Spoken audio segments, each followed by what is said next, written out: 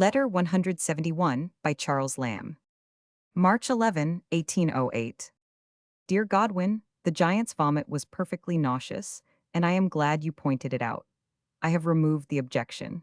To the other passages I can find no other objection but what you may bring to numberless passages besides, such as of Scylla snatching up the 6 men, etc. That is to say, they are lively images of shocking things. If you want a book which is not occasionally to shock, you should not have thought of a tale which was so full of anthropophagy and wonders. I cannot alter these things without enervating the book, and I will not alter them if the penalty should be that you and all the London booksellers should refuse it. But speaking as author to author, I must say that I think the terrible in those 2 passages seems to me so much to preponderate over the nauseous, as to make them rather fine than disgusting. Who is to read them? I don't know. Who is it that reads tales of terror and mysteries of Udolpho? Such things sell. I only say that I will not consent to alter such passages, which I know to be some of the best in the book. As an author I say to you an author, touch not my work. As to a bookseller I say, take the work such as it is, or refuse it. You are as free to refuse it as when we first talked of it. As to a friend I say, don't plague yourself and me with nonsensical objections. I assure you I will not alter one more word. This letter refers to the proofs of Lamb's Adventures of Ulysses, his prose paraphrase for children of Chapman's translation of the Odyssey, which Mrs. Godwin was publishing. Godwin had written the following letter. Skinner sent March 10, 1808. Dear Lamb, I address you with all humility, because I know you to be tenax propositi.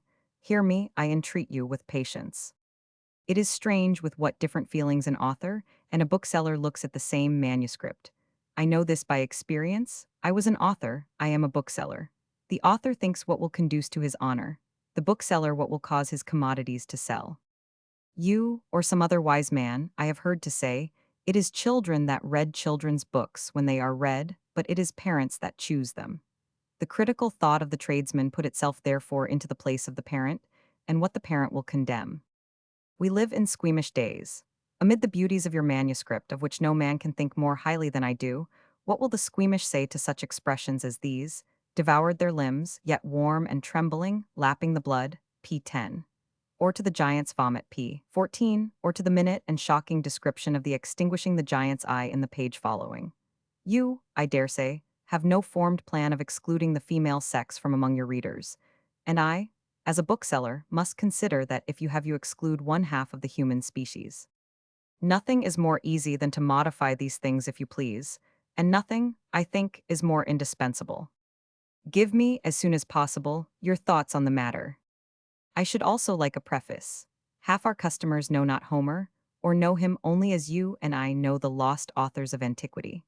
What can be more proper than to mention 1 or 2 of those obvious recommendations of his works, which must lead every human creature to desire a nearer acquaintance? Believe me, ever faithfully yours, W. Godwin. As a glance at the adventures of Ulysses will show, see Vol. Roman 3, Lamb did not make the alteration on pages 10 or 15, pages 244 and 246 of Vol. Roman 3, although the giant's vomit has disappeared. The Tales of Terror, 1801, were by Matthew Gregory Lewis, Monk Lewis, as he was called, and The Mysteries of Udolpho, 1794, by Mrs. Radcliffe.